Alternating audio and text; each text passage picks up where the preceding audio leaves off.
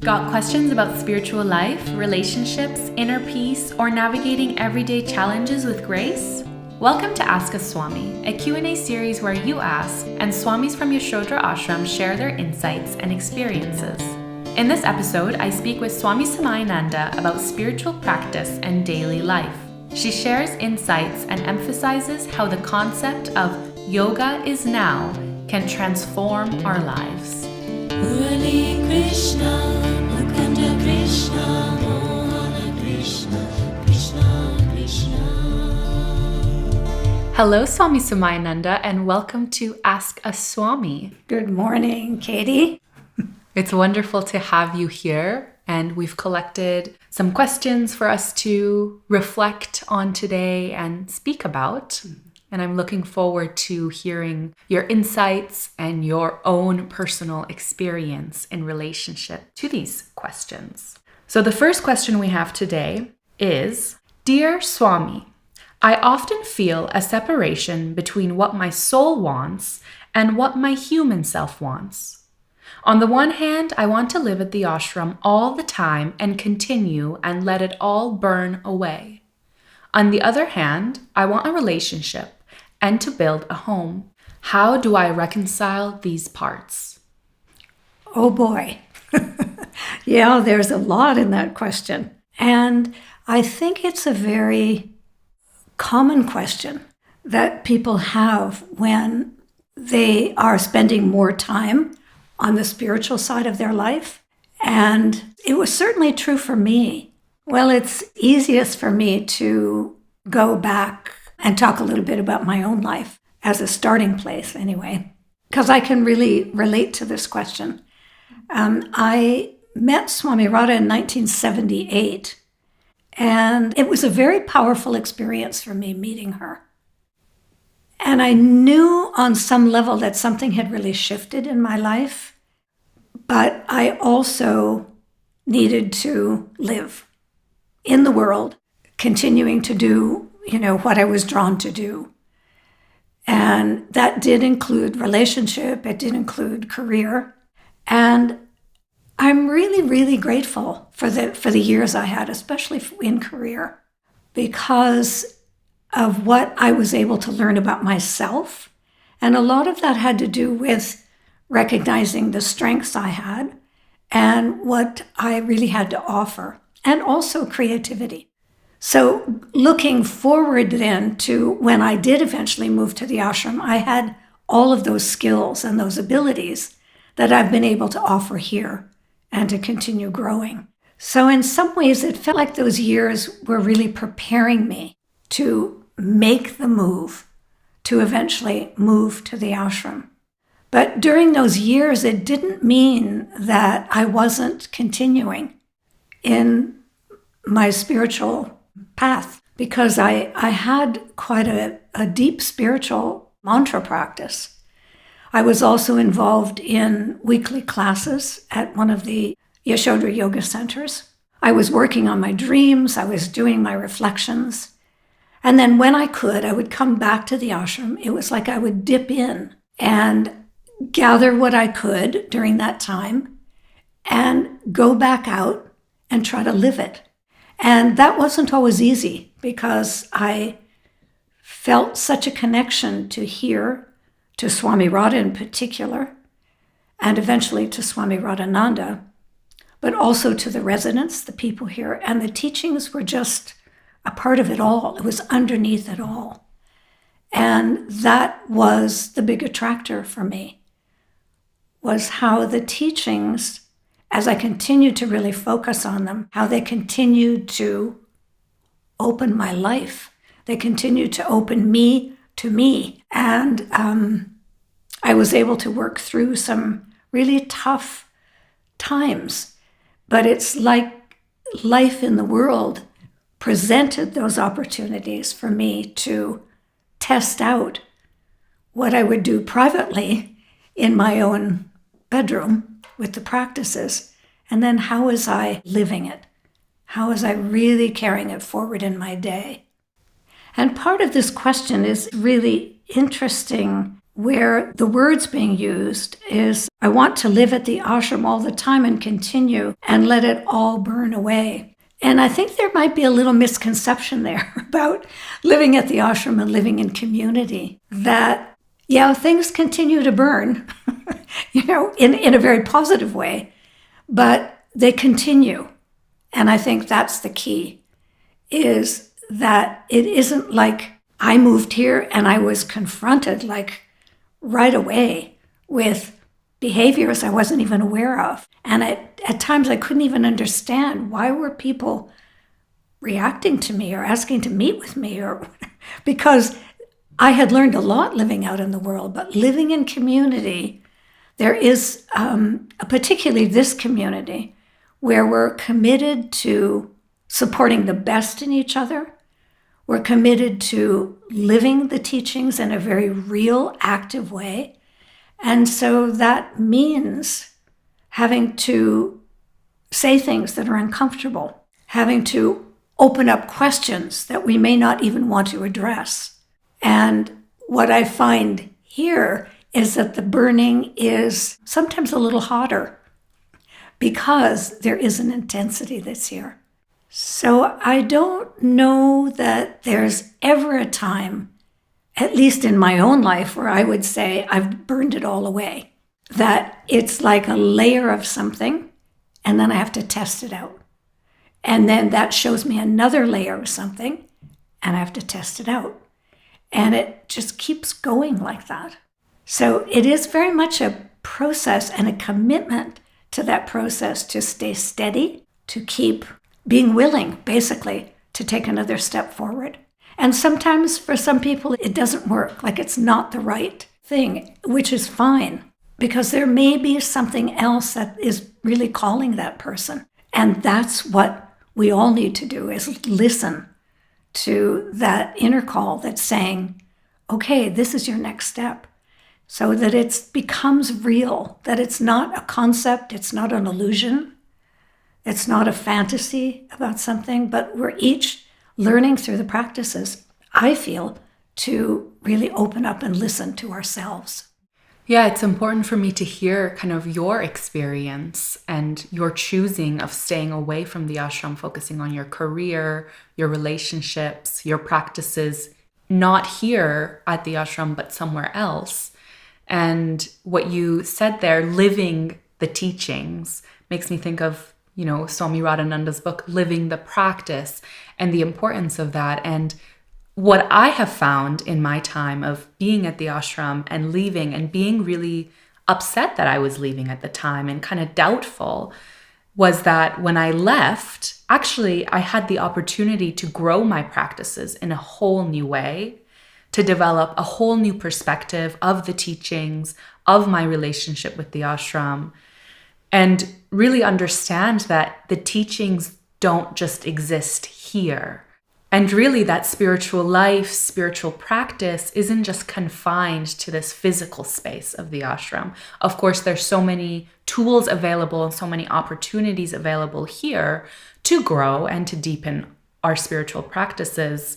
And yet there are other opportunities outside too. You mentioned Swami Radhananda's book, Living the Practice. And I think that really is, in a way, the essence of Swami Radha's message too. I mean, Radhananda really heard it, because she would often say that, don't believe what I have to say. Try it out for yourself. And Swami Radhananda really, Swami Radha lived it. Swami Radhananda really lived it. And it was in part through Ascent magazine, when we started Ascent magazine, that there was so much there that wasn't just the ashram, but it was also connecting to the larger world on certain themes or certain issues. And I think it really enriched the teachings here, because we were also making connections to others who were doing similar kinds of exploration and teaching. But out of those years of Ascent, what came was Living the Practice book. And in it, Swami Radhananda is so clear about keeping our feet on the ground in the world and life where we live. It reminds me of Patanjali's, yoga is now. It is now. It's in whatever situation we find ourselves. So if I find myself in difficulty, then that's my opportunity really to draw on the practices. I may not like it. It may be uncomfortable, but it's what's been given. It's what's given in that moment, and an opportunity for me to live what I do privately in my room in the world. That is such an important reminder. And, this idea that yoga can be integrated into daily life and the benefits of that you can draw on the practices in any given moment. And that sort of leads us to the next question that we have for this episode.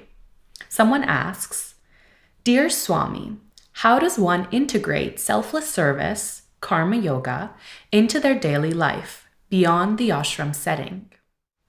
So again, in this question, we sort of have these dualities of ashram life and everyday life outside of the community, asking how does karma yoga fit into daily life? If we just look at the word karma, karma means action. So we're all active, no matter where we are or who we are. We're all making decisions and moving and saying things. So it's a question, I think, of where do I find myself right now in my life? And where is the opportunity? Again, where is the opportunity that's being presented to me by wherever I find myself, however I find myself in any given moment? Where is the opportunity to offer? And for me, that word offering is really key. So I may have an idea that karma yoga looks a certain way, again, but it might be a concept. If I go back to the meaning, it's action. So what are my actions? What were my actions in the day? When it comes time to reflect on the day, where did I give? Where did I withhold? Where did I walk away when I could have stayed a little longer? Where was there a need and I was able to extend to that person? It could have been doing something, an actual action, actually giving them something, but it could also be listening. I think one of the things that I hear so often from people who come to the ashram, they say, I've never been listened to like I am here. We can all listen, go out into the world and listen to people. And sometimes it also means taking a stand, being really clear, and drawing a limit, saying no, or saying yes. So for me, it really is about what my ideals are, the question of how can I live my practice in my day, and then what is life or the divine, or whatever word we use, presenting me. And then how do I build a bridge from my really nice ideals and my really nice, sometimes silent practice all by myself, to what's coming up in my life. So I think the opportunities for karma yoga, no matter where we are endless. I can feel it when I go into Nelson and I have a doctor's appointment, or I have a dentist appointment, or, it's the same. What can I offer? What can I give? Because for all of us, who knows what other people's lives are like, what their suffering may be, what their questions may be, what their difficulties may be. We never know. It could be the bank clerk. It could be, it could just be the receptionist in an office somewhere. So this is an opportunity to say, how can I give? I know for myself, this question of how can I give is very important, but then also how do I unattach myself from the results? I find that very important, both in the context of the ashram and whatever selfless service it is that I'm offering, but then also outside of the community. How do I show up and just accept whatever happens? So instead of holding on to what others might think of me or how my work will be perceived, just serving, giving, doing the work, and then letting it go. And I wondered if you could speak a little bit more to that about attachment and how it connects to karma yoga, particularly in daily life outside of the ashram. Sure. We all have parts of us probably that want to be liked and accepted and praised, but it's also those personality parts that are wanting that create the attachments. So I have a personality part that likes to be liked. So that then is going to determine what I give, how I give, when I give, if I give. And to me, that's a lot of what renunciation is about, is understanding those parts. And it's not that they're negative or bad, they just are. And most of them are just very human. We all have them. So it's like, I'm not so unique that I have these. Other people have them too. Probably lots of other people. But it's more a matter of, what do I want? What is it that's more important to me than being liked or being accepted? For example, I'm just using that one aspect. And I'd say for me, the practices over the years have really helped me and continue to help me move closer and closer to a reliance on the light, on mantra, whatever my practice is, but more of a reliance on that connection and listening, and then asking myself, well, how do I take that out into the world? How do I offer that so that my focus is more on living the practice rather than what am I getting? Or do I feel good or do I feel bad? There may be some of those feelings, but I can take those into the practices too. I think it can be a misconception that there's a human part that eventually drops away, that we don't have anymore. I would say that is really a fantasy. I am in a human body, and I'm going to be in a human body until I leave.